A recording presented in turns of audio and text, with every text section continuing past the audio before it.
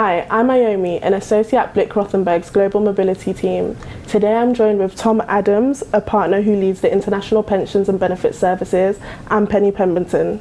Hi Penny, please can you introduce yourself? Thank you, Iomi. So I head up the international team at Engage Health Group. Engage actually provide consultancy services to multinational clients in the field of employee benefits. Thank you, Penny. I know you've both worked with many growing multinationals around their people strategy. What is the main challenges they tend to face today? So I think moving into a new market is always really super exciting, but it's quite a brave thing to do as well. And you're right to bring up the people aspect. So I think quite often organisations will spend a lot of time and effort and sometimes money researching into the business aspects, but it's a little bit harder to get under the skin of some of the people piece. So from a tax perspective, that might mean perhaps you've got an expat going in to set up operations initially. So there might be things around payroll taxes, corporate tax, social security, which need to be thought about. But it's really important as well to think about the local nuances. For example, around hiring practices and what things like benefits implications there could be. So just a small example of that, many employers, they may not be ready to understand that you go into a new location, it may be mandatory to provide an occupational pension, as it is the case in, say, actually here at home in the UK, and other locations like Switzerland. Yeah, you're spot on, Tom, because certainly from my perspective, we often see that clients can forget about the people risks. So such as the pensions, there's mandatory health requirements in countries like Switzerland, UAE, the Netherlands. We also find that there's some very strict insurance regulations in countries like China and Brazil.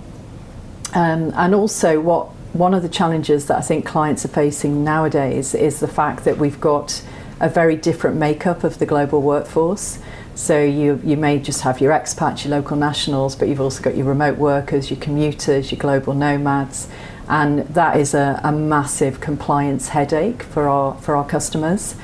And also, not to mention the duty of care factor. So clearly, if somebody's overseas working on behalf of a company, the company needs to know exactly where these employees are and be able to track them in the event that there's a crisis, a natural disaster, or they have an accident, or even just ensure that they're covered as per the local regulatory obligations. That sounds like a lot to manage. How do your clients manage the admin across multiple different countries? You're right, it is a lot to manage, and especially if you don't have a local HR presence on the ground. Obviously in a sort of early stage of international expansion, quite often you're staffing HR out of a regional or global hub location. So yeah, very challenging indeed. I think from the tax perspective, I mean, that's why clients often engage kind of global tax advisors like ourselves.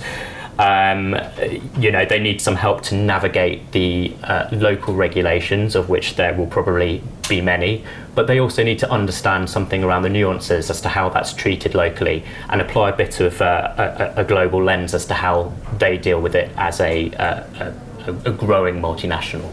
And the same for benefits as tax, because clients often have to contend with multiple plans, different languages, different policy, different renewal dates, and it's a real headache for our clients, which is why they look to us as experts to help them navigate that world as well in terms of a benefit scenario. And often we work with clients that have quite a small HR team, so they haven't got time to be trying to sort through all this complexity around the world in terms of their benefit requirements.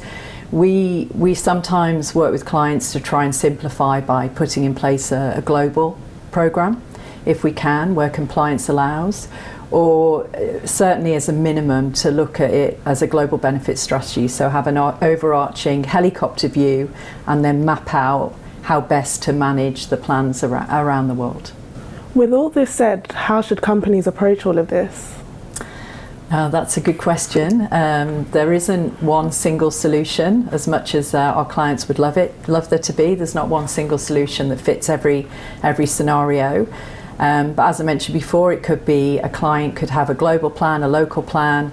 You can knit together plans through looking at financing avenues such as multinational pooling, or alternatively, really it's just a matter of stepping back, having a look at what you've got in place, ensuring you know and understand the regulatory obligations, and then pulling together a strategy, as I mentioned earlier. Yeah, absolutely. So definitely agree. There's no one size fits all. I know that always sounds like a cliche, but it's definitely true here. I think having some sort of global strategy in mind, if you know you're going to expand internationally, having that from the outset is good, but let's acknowledge that in the early stages of when you're starting up, it's okay if that global strategy is literally just we need to achieve minimum compliance in every location where we operate. And then as your program grows and you sort of get more success in other locations, I think that's when you can start to leverage your global economies of scale and just think, okay, we want to introduce some more consistency, streamline things a bit, and that's great as well. And I think what we would acknowledge there is your global strategy can definitely change as you go ahead. It's always healthy to go back and revisit your strategy sort of every few years or so and check it's still fit for purpose. Exactly, because clients quite often expand into different territories as well, quite regularly, so it's ever changing and ever evolving. Exactly right, Tom, yeah. With everything that you've mentioned, what employee benefits do you think they particularly value the most today? I would say, it's still medical insurance is a number one valued benefit, and benefits certainly help to attract and retain quality individuals and talent. However, there is a change in that I think nowadays an employee likes to have a little bit more control over which benefits they choose. They also want flexible working. They want to be able to work from anywhere, extended time off policies, etc., etc. So it has changed, and I think also employee wellbeing is a really hot topic, and employees now expect the employer to be looking at their wellbeing. And I know we've worked with companies around wellbeing strategies globally.